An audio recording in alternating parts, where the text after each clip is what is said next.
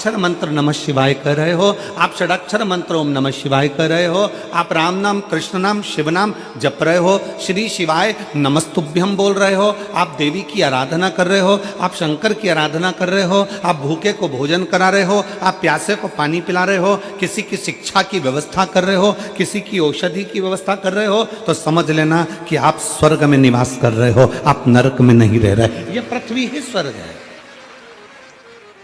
ये भूमंडल ही स्वर्ग है।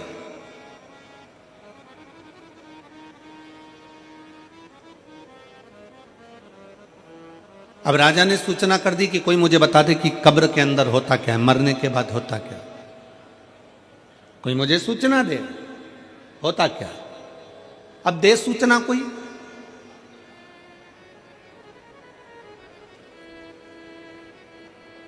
एक सिर फिरा था,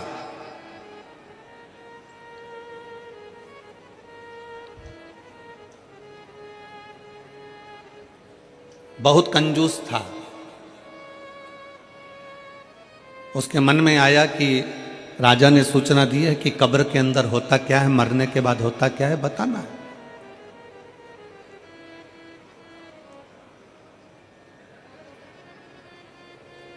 और मुंह मांगा इनाम दिया जाएगा, मुंह मांगा धन दिया जाएगा। ठीक है।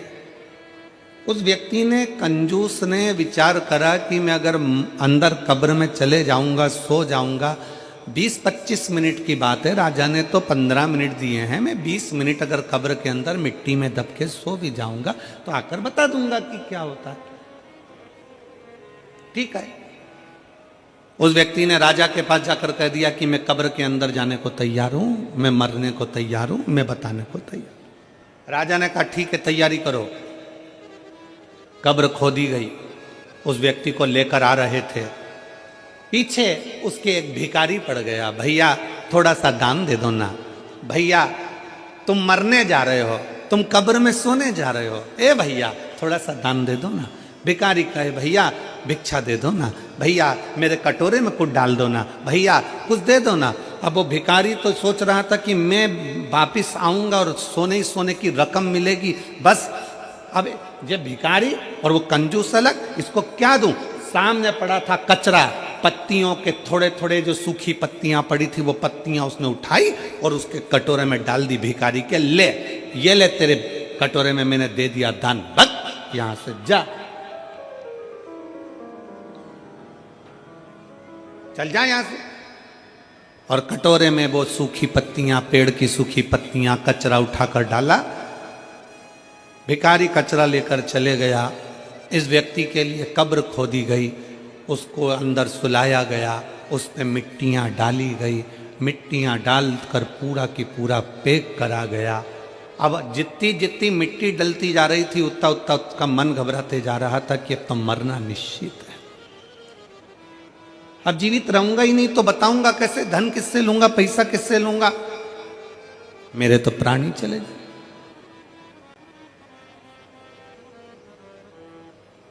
कोई बात नहीं, बस तो मैं जाऊंगा, ये पक्का। 8 से 10 मिनट निकल गए, एक सांप उस कब्र के अंदर घुसने लगा।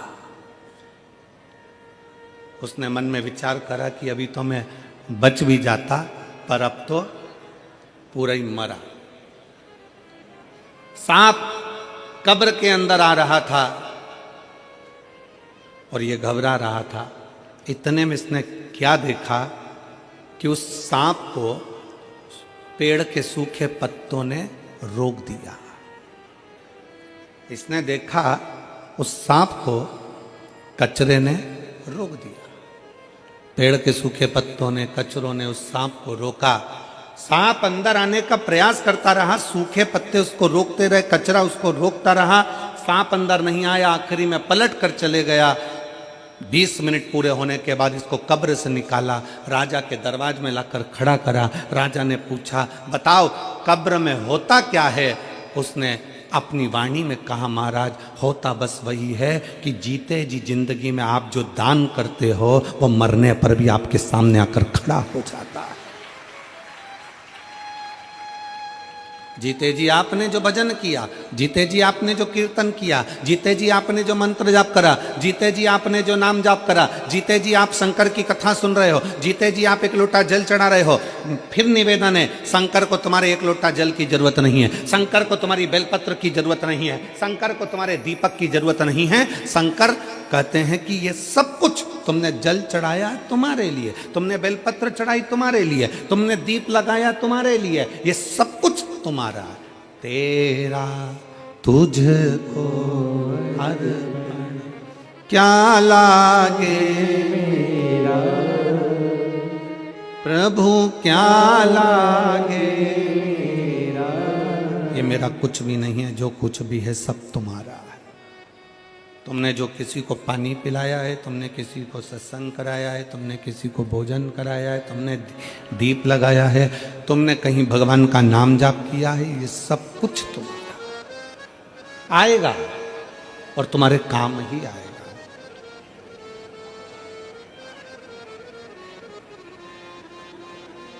एक लोटा जल सारी समस्या का हल। तुमने जो एक लोटा जल भगवान शंकर को समर्पित करा है, थोड़ा आवाज खींच रहा है, पकड़ रहा है, डीले कम करो हल्का सा, और प्लेन करने का उसको सही तरीका पर। एक लोटा जल जो तुमने भगवान शंकर को समर्पित किया है,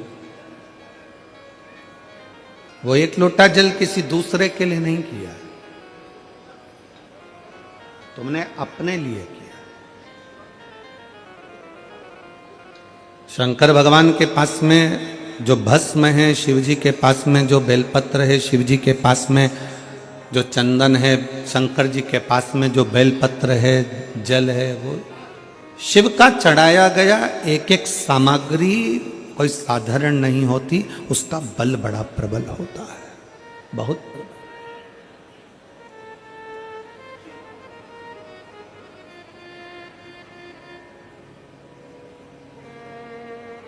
कल हमने कथा में कहा था, आप लोगों ने श्रवण किया था कि शिव जी पर जब हम जल समर्पित कर कर उसका पान करते हैं, उस जल को पीते हैं, तो वो जल जल नहीं रहता, वो अमृत बन जाता है, औषधि बन जाता है, हमारे शरीर के लिए वो सुख प्रदान करने वाला बन जाता है, श्रेष्ठता देने वाला बन जाता है। वो जल साधारण नहीं रह पाता। एक बड़ी सुंदर सी कथा आती है कि भगवान का चढ़ा हुआ सामग्री भगवान शंकर पर या माता पार्वती पर स्पर्श करी हुई सामग्री भी करोड़ों का सुख दे जाती है।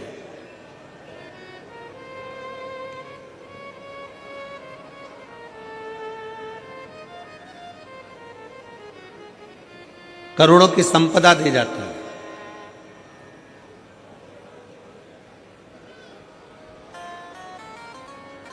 शिव योगी काशी प्रदेश में रहते हैं। काशी प्रदेश में रहते हुए शिव योगी का नियम था कि शंकर पर जो समर्पित करते हैं वो अपने तन पर धारण करें। शिव को अगर भस्म चढ़ाइए तो वो भस्म अपने तन पर धारण कर लेंगे। शंकर को अगर जल चढ़ाया गया है तो उस जल का आचमन कर लेंगे। शंकर भगवान को अगर बेलपत्र चढ़ाई गई है तो वो बेलपत्र भी अपने मस्तक पर रखकर उसका स्मरण करेंगे। शिव को अगर पुष्प चढ़ाया गया है तो वो पुष्प अपने कानों में लगा लेंगे।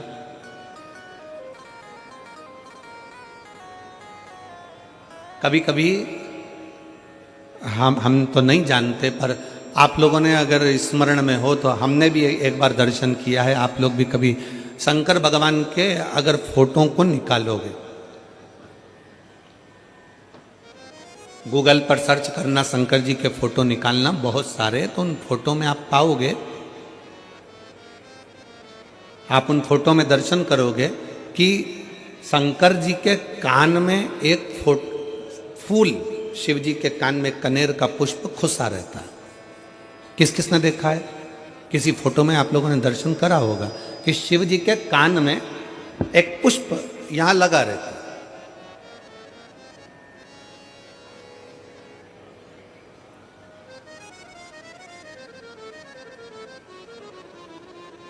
भगवान अगर श्रीनाथ जी का दर्शन करोगे, नाथ द्वारा में श्री जी बाबा का दर्शन करोगे, आपके नज़दीक में रायपुर के पास में ही चंपारण है, चंपेश्वर महादेव वहाँ पर विराजमान है, और चंपारण में श्रीमद् वल्लभाचार्य जी की बैठक जी है।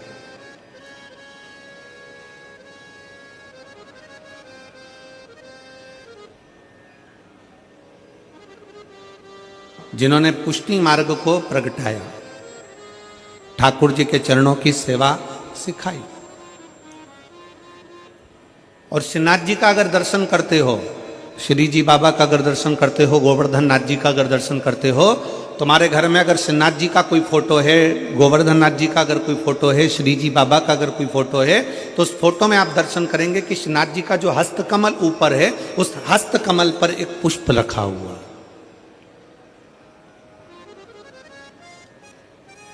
एक पुष्प श्रीनाथ जी के हस्तकमल पर है, एक पुष्प शंकर जी के कर्ण पर है। दोनों पुष्प साधारण नहीं है। श्री जी बाबा के हस्तकमल पर जो पुष्प है वो जमुना दास जी ने दिया था। वो पुष्प मेरे गोवर्धन नाथ जी के, श्रीनाथ जी के हाथ पर आज भी रखा हुआ। वो पुष्प साधारण नहीं है जो भगवान श्रीनाथ जी ने अपने हस्त पर लिया, और वो पुष्प भी साधारण नहीं है जो भगवान शंकर के कानों पर रखा हुआ है। जमुना दास जी ऐसे संत जिन्होंने ठाकुर जी के इतने प्रिय कि ठाकुर जी के लिए रोज नई नई माला तैयार करते थे, रोज नया नया श्रृंगार तैयार करते थे। भगवान गोवर्धन नाथ जी के लिए, श्रीनाथ जी के लिए रोज नया नया श्रृंगार बनाते थे। एक दिन जमुना दास जी ने एक डलिया में पुष्प देखा तो उन्होंने फूल वाले से कहा, पुष्प वाले से बोला, भैया ये फूल मुझे दे दो। जमुना दास जी, फूल की कीमत 1 रुपया है। जमुना दास जी ने कहा, ठीक है, ये फूल 1 रुपये लो और तुम मुझे दे दो।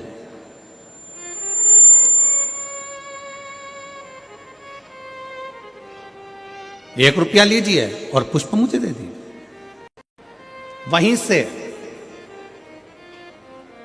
नगर का राजा निकल कर जा रहा था जिसका नाम था यवनराज, और यवनराज ने देखा कि डलिया में बड़ा सुंदर फूल है। जमुना दास जी ठाकुर जी की हवेली जी जा रहे हैं, भगवान का दर्शन करने जा रहे हैं, तो फूल लेकर जाना चाहते हैं। और यवनराज एक वेश्या के यहाँ जा रहा था तो उसने देखा कि फूल बड़ा सुंदर है, वेश्या के सिर पर लगाऊंगा, जूड़े में सजाऊंगा, वेश्या बड़ी सुंदर लगेगी, खुश हो जाएगी। उसने रथ रोका, बग्गी रोकी और रोककर कहा, ए फूल वाले, फूल कितने का है? फूल वाले ने कहा, फूल 2 रुपए का है। होता है पैदल मूली लेने के लिए जाओगे, पैदल टमाटर लेने के लिए जाओगे, पैदल आलू लेने के लिए जाओगे, पैदल हरी मिर्ची लेने के लिए जाओगे, पैदल गोभी लेने के लिए जाओगे तो 5-10 रुपए किलो मिल जाएगी।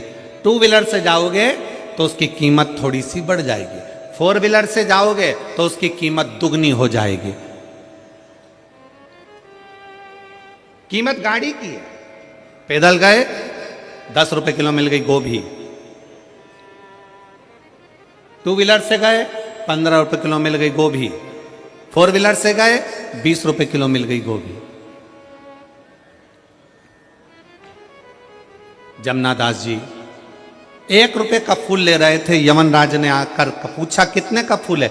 फूल की कीमत बढ़ गई, 2 रुपए का। जमुना दास जी हाथ जोड़कर बोले यवनराज से, महाराज आप तो नगर के राजा हो, आप दूसरा फूल ले सकते हो। मैंने तो ये फूल ठाकुर जी के लिए ले लिया, अपने मन से मैंने ठाकुर जी को चढ़ा दिया, अपने मन से मैंने श्री जी बाबा को समर्पित कर दिया, अपने मन से मैंने भगवान को दे दिया, ये फूल मुझे ले लेने दो। यवनराज ने कहा, जमुना दास फूल मैं लूंगा और वेश्या के जूड़े में जाएगा। जमुना दास जी ने कहा, ये फूल तो मैंने अपने मन से मेरे गोवर्धन नाथ जी को, मेरे कृष्ण को, मेरे श्री जी बाबा को मैंने समर्पित कर दिया, अब तो फूल मैं ही लूंगा।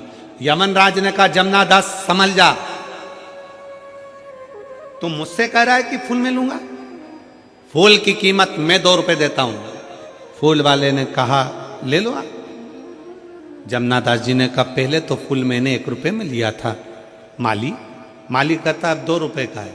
जमुना दास जी ने कहा, फूल की कीमत 4 रुपए देता हूं, फूल मेरा है। यमनराज ने कहा फूल की कीमत 8 रुपए देता हूं। जमनादास जी ने कहा फूल की कीमत 10 रुपए देता हूं। यमनराज ने कहा फूल की कीमत 20 रुपए देता हूं, मैं नगर का राजा हूं, फूल मैं लेकर जाऊंगा। जमनादास जी कहते हैं फूल की कीमत में 40 रुपए देता हूं। यमनराज ने कहा फूल की कीमत 50 रुपए देता हूं। यमनराज ने कहा फूल की कीमत 100 रुपए देता हूं। यमनराज ने कहा फूल की कीमत 1000 रुपए। जमनादास जी कहते हैं फूल की कीमत 10,000 रुपए। जमनादास कहते हैं फूल की कीमत 10,000 रुपए। यमनराज कहते हैं फूल की कीमत 20,000 रुपए। जमनादास जी कहते हैं फूल की कीमत 50,000 रुपए। यमनराज 1,00,000 रुपए फूल की कीमत बोलने वाले थे, पर यमनराज को लगा 1,00,000 में तो 10 बेस्या घर पे ले आऊंगा, फूल को छोड़ो। जमनादास ने अपना मकान बेचा, अपनी जमीन बेची, 50,000 का फूल खरीद कर ठाकुर जी के चरणों में, जैसे ही कृष्ण भगवान के चरणों में पहुंचे, जैसे ही ठाकुर जी के चरणों में पहुंचे और जमनादास ने अपना फूल भगवान के चरणों में रखा, वैसे ही मेरे कृष्ण ने, मेरे गोवर्धन नाथ ने, श्री जी बाबा ने उस पुष्प को उठाकर अपने हस्त कमल पर रख लिया। आज भी जमनादास जी का फूल श्री जी बाबा के हस्त कमल पर आज भी रहता है। आज भी आपके घर में अगर फोटो हो तो उसका दर्शन करिए, फोटो ना हो तो मोबाइल पर सर्च कर कर दर्शन करो कि श्रीनाथ जी की मूर्ति पर, श्रीनाथ जी की फोटो में, श्रीनाथ जी के स्वरूप में आज भी श्रीनाथ जी के हस्त कमल पर एक पुष्प रखा रहता है, वो जमनादास जी का है। जमनादास जी ने कहा ठाकुर क्या मेरा ये पुष्प आपको पसंद नहीं आया? जमनादास जी के शब्द सुनकर ठाकुर जी कहते हैं जमनादास तेरा पुष्प तो इतना पसंद आया कि मैं इसको जिंदगी भर अपने हाथ पर रखूंगा, जिंदगी भर अपने हस्त पर रखूंगा।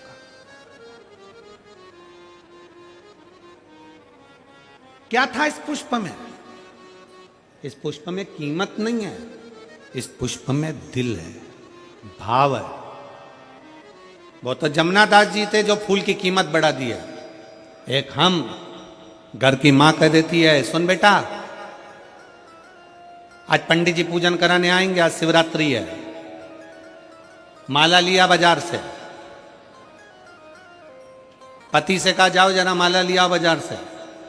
पति गए माला लेने के लिए। माला कितने की है? 50 रुपए की। इससे छोटी 30 रुपए की, इससे छोटी 10 रुपए की। यही उतार कर दे दो। भगवान के लिए लेकर आए 10 रुपए की। थोड़े दिन बाद पत्नी का करवा चौथ का व्रत आ गया।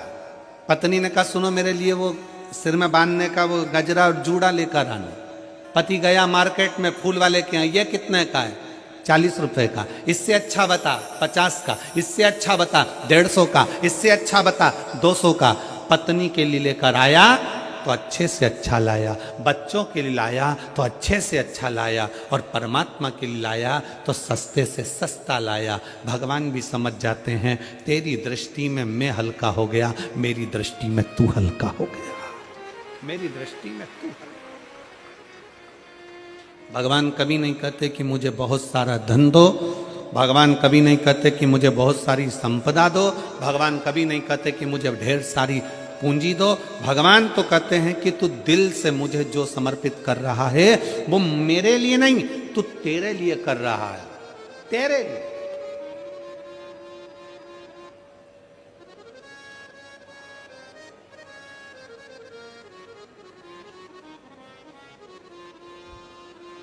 शिव योगी की कथा कर रहे। काशी प्रदेश में रहने वाला वो शिव योगी भगवान शंकर की भक्ति में झूमता, शिव जी को भस्म का श्रृंगार करता, वो भस्म अपने तन पर धारण कर लेता। शंकर जी को बेलपत्र का श्रृंगार करता, बेलपत्र अपने तन पर धारण कर लेता। भगवान शंकर को जल समर्पित करता, वो जल का आचमन कर लेता। शिव योगी भगवान शंकर को जो समर्पित करता वो शिव का भाव से, भगवान शंकर का औषधि भाव से अपने ऊपर धारण कर लेता। भगवान का चढ़ा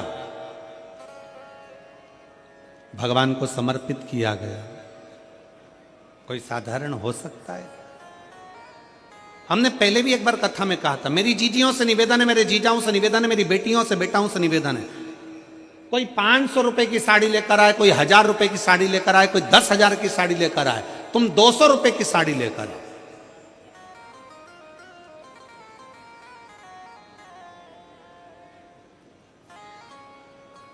और किसी को मत बोलना कि ये साड़ी 200 रुपए की है। किसी को मत बोलो कि ये साड़ी 200 रुपए की है। वो साड़ी को तुम लाए, सबसे पहले उस साड़ी को उतार कर, उस साड़ी को उस पन्नी में से निकाल कर, उस पॉलिथीन में से निकाल कर, उस साड़ी को बैग में से निकाल कर सबसे पहले माता पार्वती जी को, जो घर में तुम्हारे देवी हो, कुल देवी हो, कुल देवता हो, शंकर जी का शिवलिंग हो, गणेश जी की मूर्ति हो, ठाकुर जी हो, लड्डू गोपाल हो, जो तुम्हारे घर में, उनको अपनी वो साड़ी लाकर एक बार उन पे चढ़ा दो, उनको छुआ दो। जब वो साड़ी उनको चढ़ा दोगे और वापिस लोगे तो वो क्या बन जाएगा? भगवान का प्रसाद।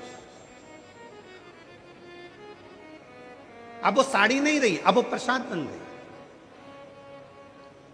चलो एक बात आपसे पूछें, भंडारे में गए हो कभी?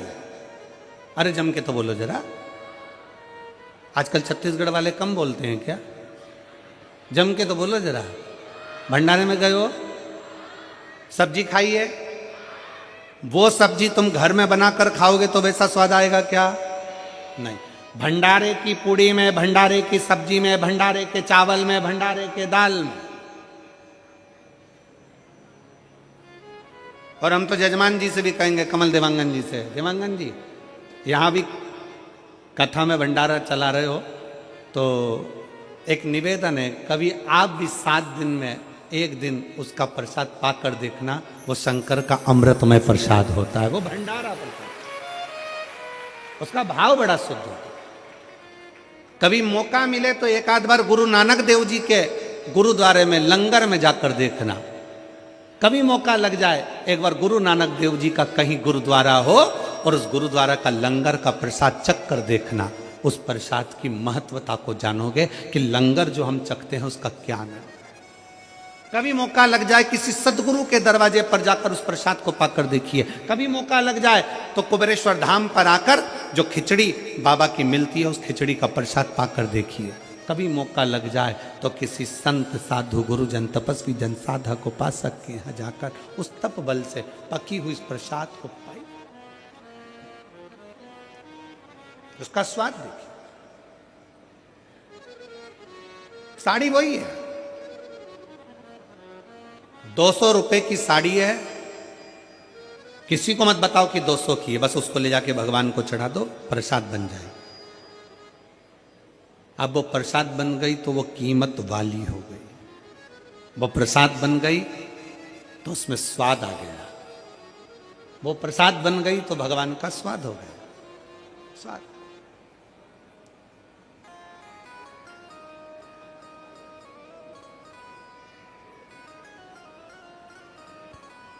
हम देवांगन जी हमारे लाडले की पूजन करते हैं, कल्लू जी की, और हमारे जो शंकर जी हैं और शालिग्राम जी हैं उनको हम आपके कक्ष में, हमारे बाजू में अलग कक्ष में उनकी सेवा होती है।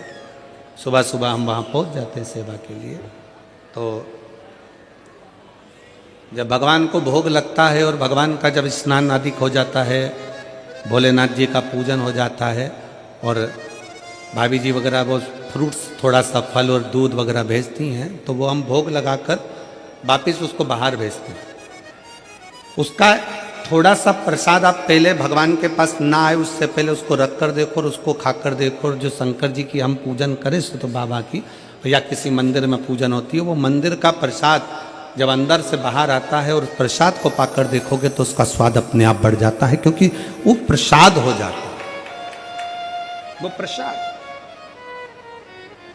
सत्यनारायण भगवान की कथा करवाओ, आटे की पंजेरी बनाओ, पंजेरी को अलग रख दो और एक कटोरी पंजेरी सत्यनारायण जी के सामने रख दो। जो अलग रखी है उसमें स्वाद नहीं आएगा, जो सत्यनारायण जी के सामने रखी है उसका स्वाद बढ़ जाएगा, क्योंकि वो प्रसाद है, प्रसाद।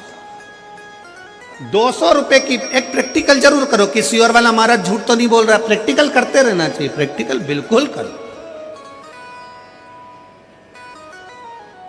प्रैक्टिकल जरूर करो। 200 रुपए की साड़ी लो, भगवान को चढ़ा दो, प्रसाद हो गई। फिर उसको पहनो, पहनकर बाहर शादी में, पार्टी में, तुम्हें जहां जाना हो वहां जाओ। आपको लोग पलट कर कहेंगे अच्छी दिख रही है, बहुत महंगी है, कीमत भगवान को चढ़ाने से हो गई है। अच्छी दिख रही है, बहुत महंगी है, बहुत महंगी।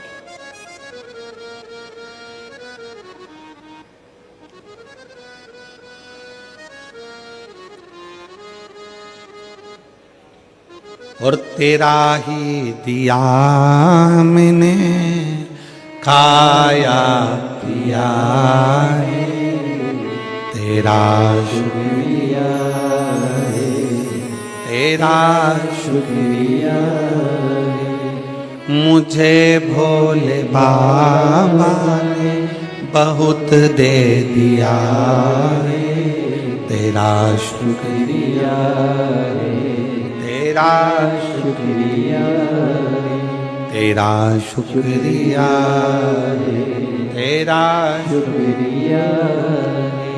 ये जायदाद दी है, औलाद दी है, ये जायदाद दी है, औलाद दी है। मुसीबत में हर वक्त इमदाद दी है, मुसीबत में हर वक्त इमदाद दी है। तेरा ही दिया मैंने खाया पिया है, तेरा शुक्रिया है, तेरा शुक्रिया है। मुझे भोले बाबा ने बहुत दे दिया है, तेरा शुक्रिया है, तेरा शुक्रिया है। एक साधारण से साधारण वस्तु की भी कीमत है अगर शंकर को समर्पित हो गई। साधारण सी वस्तु,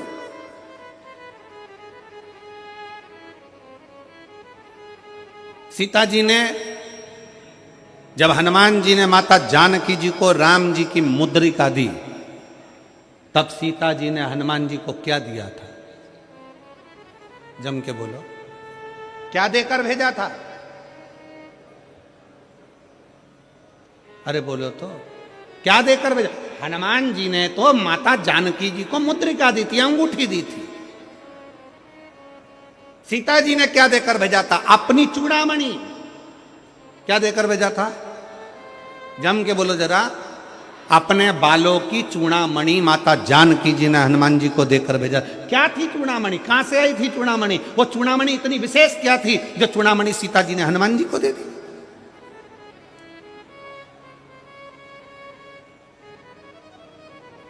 और पूरे आभूषण माता जानकी जी का जब रावण हरण कर कर लेकर जा रहा था तो सीता जी आभूषण फेंकती फेंकती जा रही थी। रामचरितमानस में लिखा है, जानकी जी आभूषण फेंकती फेंकती जा रही हैं। चूड़ामणि माता जानकी हनुमान को दे देती है कि राम जी को दे देता। कहां से आई चूड़ामणि? वो चूड़ामणि में ऐसा क्या था? वो चूड़ामणि में क्या था जो माता जानकी जी हनुमान जी को देखते समय, विदा करते समय चूड़ामणि दे देती? क्या था वो? चूड़ामणि साधारण नहीं थी।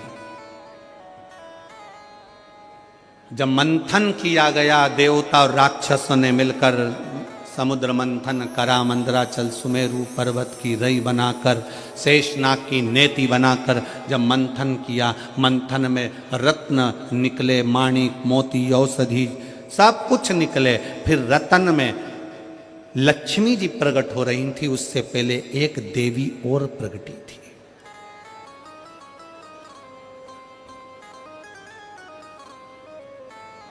उस मंथन में एक देवी और प्रकटी थी। लक्ष्मी जी के प्रकट होने से पहले एक देवी और प्रकटी थी जिसका नाम था रत्नाकर नंदिनी। सब बोलो उसका नाम। क्या नाम है उसका? रत्नाकर नंदिनी। जम के बोलो जरा। लक्ष्मी जी के प्रकट होने से पहले मंथन में एक देवी और प्रगटी थी जिसका नाम था रत्नाकर नंदिनी। रत्नाकर नंदिनी जैसे ही प्रकट हुई, उसने भगवान विष्णु का दर्शन किया तो उसके मन में आ गया कि मैं इनको पति बनाऊंगी। तुरंत उसके मन में भाव जागृत हो गया, मैं नारायण को अपना पति बनाऊंगी, मैं नारायण को अपना पति बनाऊंगी। और पति बनाने के लिए माला तैयार करने के लिए, फूल ढूंढने के लिए चली गई, पुष्प ढूंढने के लिए।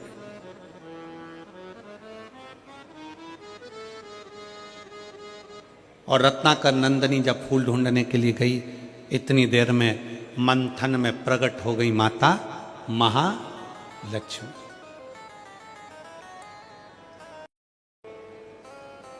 अब मां महालक्ष्मी जब प्रकट हुई तो उनके हाथ में पुष्प की माला थी।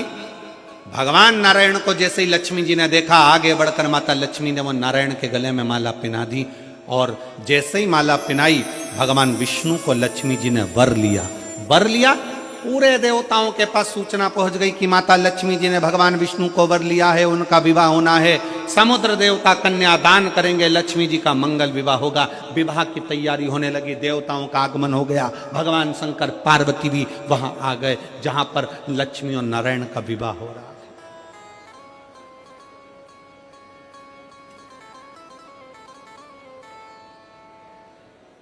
पहुंच गए।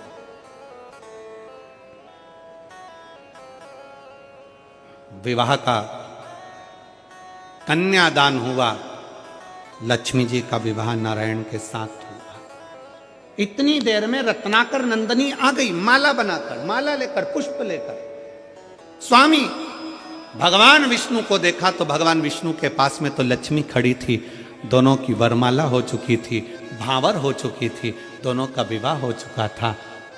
रत्नाकर नंदनी की आंख में से जल बहने लगा, नैनों से जल बह रहा था। भगवान नारायण ने बुलाया, हे रत्नाकर नंदनी, इधर आओ। रत्नाकर नंदनी आई। प्रभु, मैं आपको वरना चाहती थी, मैं आपको अपना बनाना चाहती थी। भगवान कहते हैं, रत्नाकर नंदनी, मेरा विवाह लक्ष्मी जी से हो गया है। तुम मुझे वरना चाहती थी, मैं जान गया था तेरे मन की दशा को, पर तो चिंता मत कर। कलिकाल में जब मेरा कल्कि अवतार होगा, तब मैं तुझे अपनी अर्धांगिनी बनाऊंगा। मैं तुझे अर्धांगिनी बनाऊंगा, तब तक तू त्रिकूट में, त्रिकूट पर्वत पर मां वैष्णो देवी के नाम से विख्यात होकर विराजमान होगी। तेरे में 3 देवियों की शक्तियां तेरे साथ होगी, वहां बैठेगी। राम अवतार में मैं स्वयं तुझे दर्शन देने के लिए आऊंगा। जब जब मृत्यु लोक पर आऊंगा, तब तब तुझे मैं दर्शन दूंगा। रत्नाकर नंदनी, तुम जा सकते। रत्नाकर नंदनी ने भगवान नारायण से कहा कि तुम्हारा विवाह हुआ है। शादी में अगर कोई आता है तो उसको विदाई दी जाती है।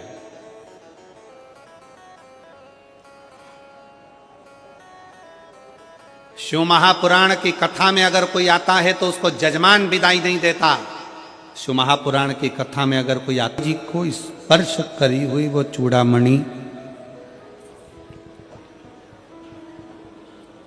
राज्य के राजा को कभी हारने नहीं देती।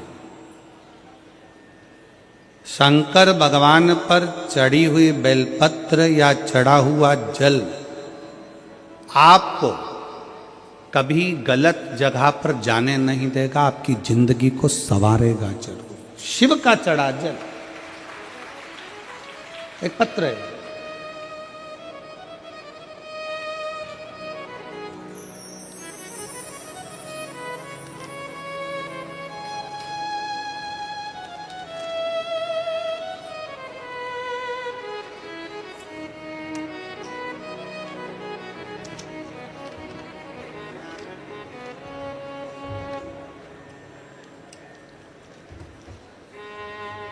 मेरा नाम ललिता साहू है। मेरी बेटी का नाम मोनिका साहू है। मैं बोरसी दुर्ग छत्तीसगढ़ की निवासी हूँ। कहीं बैठी हों तो हाथ हिला सकती हैं। कहीं बैठी हो तो हाथ हिला सकती हैं।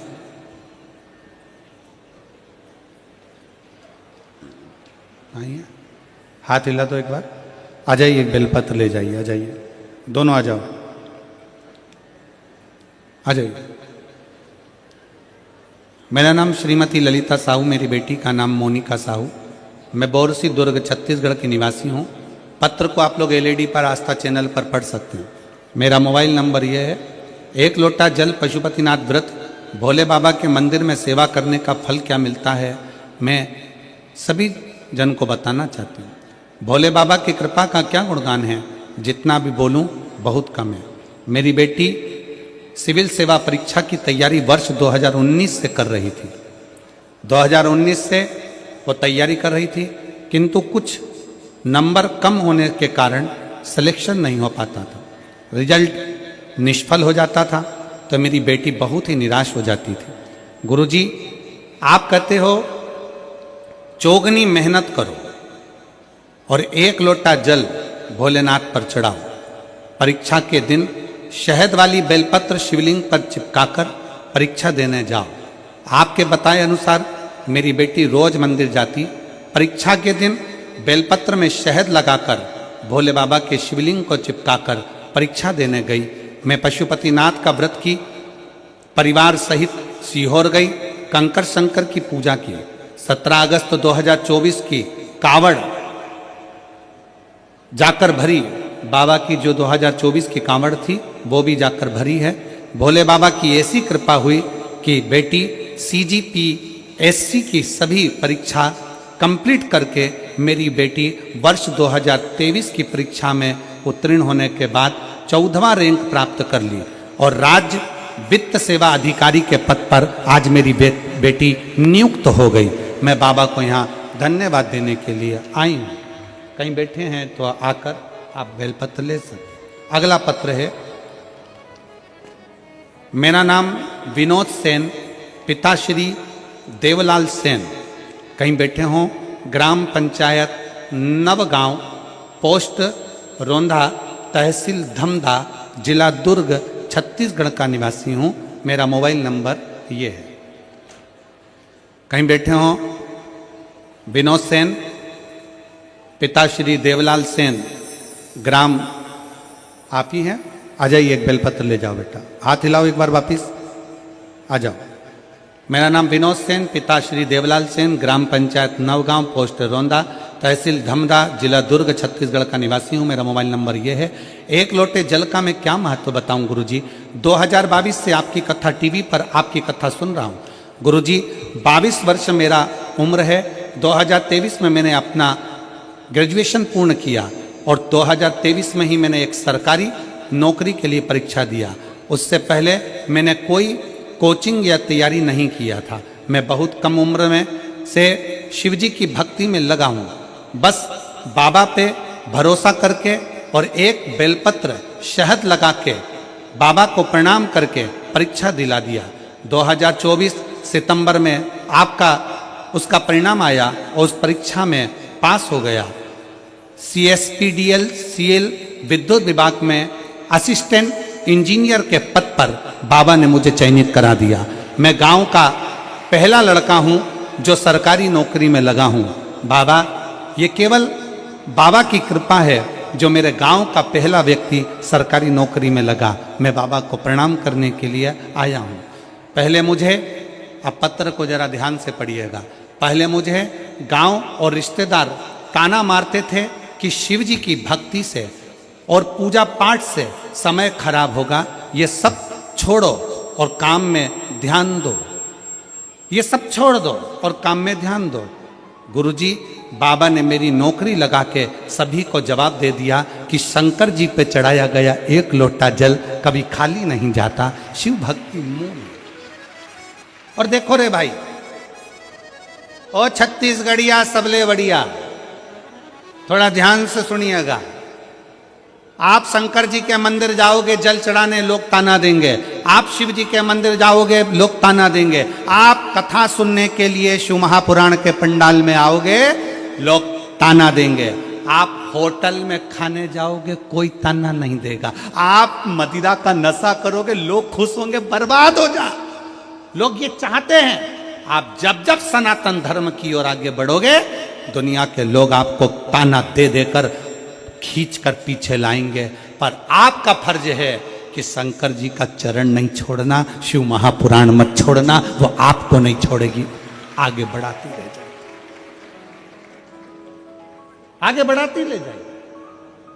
इस बेटे ने लिखा, पहले मुझे गांव और रिश्तेदार ताना मारते थे कि शिव जी के मंदिर में हो, क्यों झाड़ू लगाना, क्यों पोछा लगाना, क्यों पूजन करना, क्या होगा। कई ऐसे राजनेता पड़े हैं जो 24 घंटे माइक पर भी सभा करने जाते हैं तो यही कहते हैं मंदिर जाने से कुछ नहीं मिलेगा। उनका तो मन है तुम्हें चर्च भेज दे, मंदिर को छुड़वा के। ऐसे भी राजनेता पड़े हो जो तुमको मंदिर से छुड़वा कर दूसरी जगह भेजने को तैयार बैठे, पर तुम अपने भीतर वो विश्वास पैदा करो, अपने भीतर वो बल पैदा करो कि हम शंकर का भजन करते हैं और शिव मेरा हाथ पकड़कर पार जरूर करेगा, वो छोड़ नहीं सकता है, वो मुझे छोड़ नहीं सकता। अब ये 2 पत्र तो पढ़े, एक पत्र और देखिए, एक पत्र और ध्यान दो।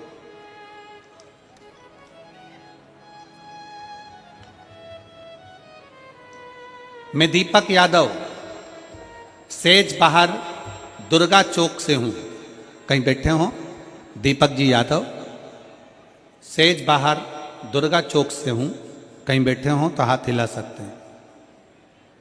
श्री दीपक जी यादव सेज बाहर दुर्गा चौक से हूं, कहीं बैठे हो तो हाथ हिला सकते हैं, और अगर बच्चा साथ में आया है तो उसको लेकर आ सकते हैं। मैं बाबा का क्या कहूं, उनका हम सब पर बड़ी कृपा है। मेरे पुत्र यमन यादव 4 वर्ष से, बचपन से, पैदाइश से नहीं बोल पा रहा था। डॉक्टरों की रिपोर्ट के अनुसार बच्चा कभी नहीं बोल पाएगा। 4 वर्ष का बच्चा मेरा बचपन पैदाइश से नहीं बोल पाता था। मैं बाबा का 1 लोटा जल का क्या वर्णन करूं गुरुदेव। 1 साल मैंने बाबा का चढ़ाया हुआ जल लाकर उसको पिलाना प्रारंभ करा और आज मेरा बेटा पूर्ण तरह से बोलने लगा। मैं बाबा को यहाँ धन्यवाद देने के लिए आया। कहीं बैठे हैं, हाथ हिलाओ। बच्चा आया है दीदी, बाबू आया है क्या साथ में? नहीं आया, आ जाओ आप, उसके लिए बेलपत्र ले जाना, आ जाइए। मेरा बच्चा पैदाइश बोल नहीं सकता था, 4 साल का हो गया, बोल नहीं पाता था। डॉक्टरों ने भी मना कर दिया था कि ये कभी नहीं बोलेगा, पर बाबा का 1 साल से जल पिला रहा हूं और बाबा की कृपा से बच्चे ने बोलना चालू कर दिया। मैं बच्चे का फोटो भी लगा रहा हूं। शिव तत्व, शंकर, ओघड़दानी, त्रिकालदर्शी, कैलाशी, शिव होता ही ऐसा। शिव भक्ति, आ जाइए। और लुटा दिया भंडार का शिवाले ने, कर दिया माला, बधाई आपको बहुत का शिवाले ने, लुटा दिया भंडार का शिवाले ने। राज्य वित्त सेवा अधिकारी आपकी बेटी बनी है, उसको बहुत बहुत साधुवाद है हमारी तरफ से, बधाई। बाबा की साधु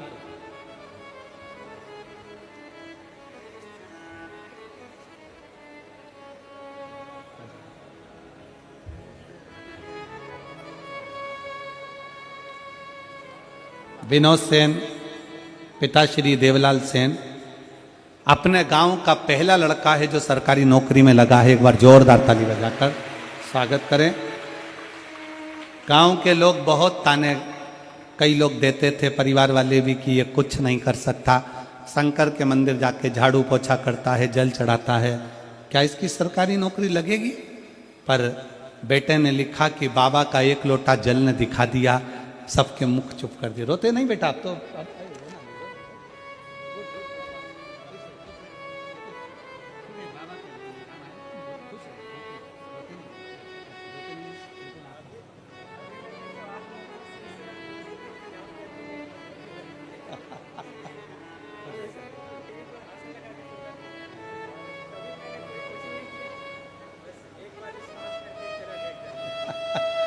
बेटा कह रहा है कभी मैंने कोचिंग नहीं करी, आपको गुरु मानकर श्री शिवाय नमस्तुभ्यम बोल पढ़ता रहा।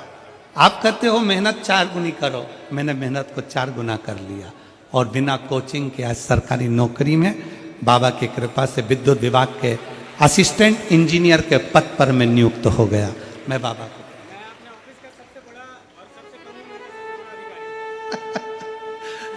इसके ऑफिस का ये सबसे कम उम्र का सबसे बड़ा अधिकारी है। एक बार जोरदार ताली बजा। बहुत बहुत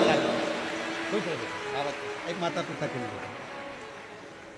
एक मम्मी पापा को देना, ठीक है? शंभू शंभू खुश शिव कृपा, बधाई आपको।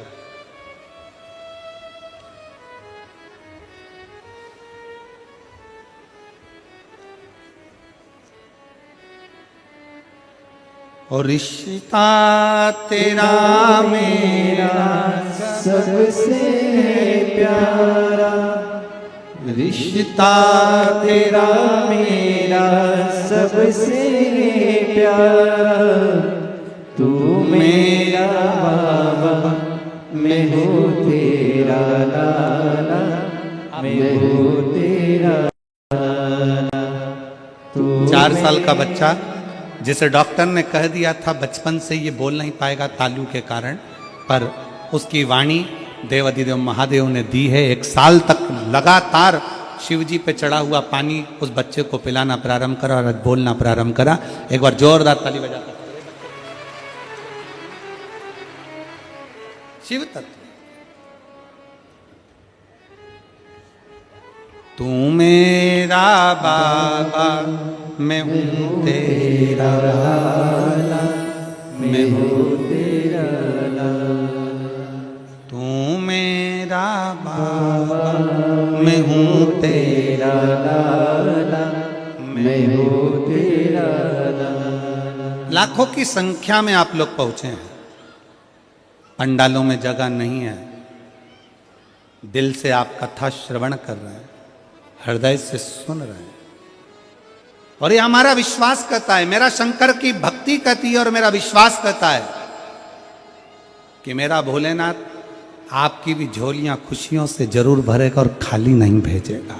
ये बोल बम का नारा है। जरा जम के दोनों हाथ उठाकर बोल बम का नारा है। सारी समस्या का हल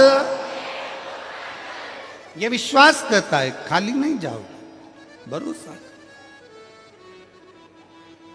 आप शिव को, शिव का दरवाजा मत छोड़ो, शंकर की शरणागति मत छोड़ो, शिव की चौखट मत छोड़ो, शंकर की भक्ति मत छोड़ो। शिव कथा कर रही है, शिव महापुराण वर्णन कर रही है।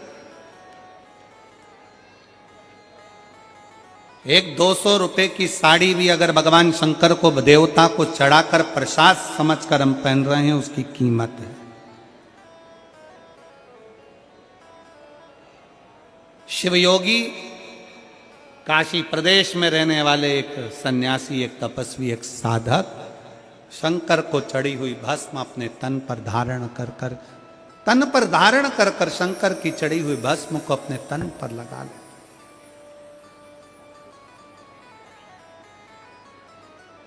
तन पर।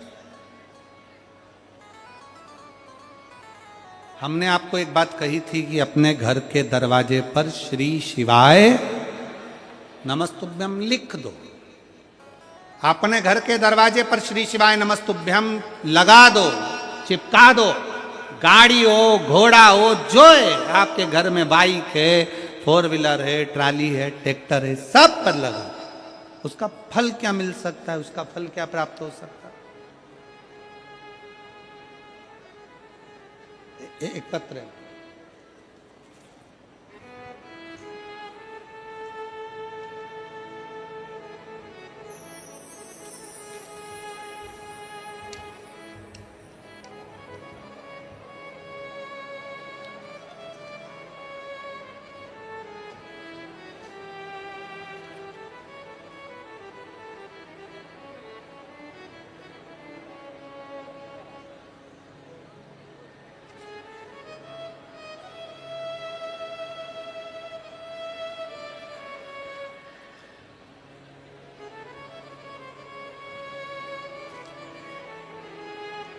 हनुमान सिम्बा पांडे, प्रोफेसर कॉलोनी, रायपुर, छत्तीसगढ़ से हैं।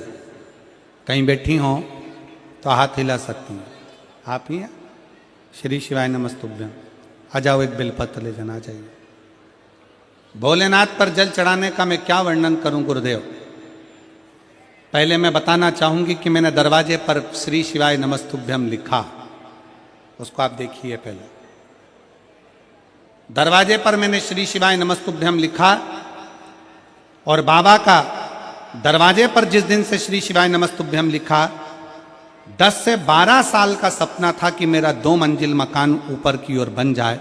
मैं प्रयास करती रही पर नहीं बन पाया।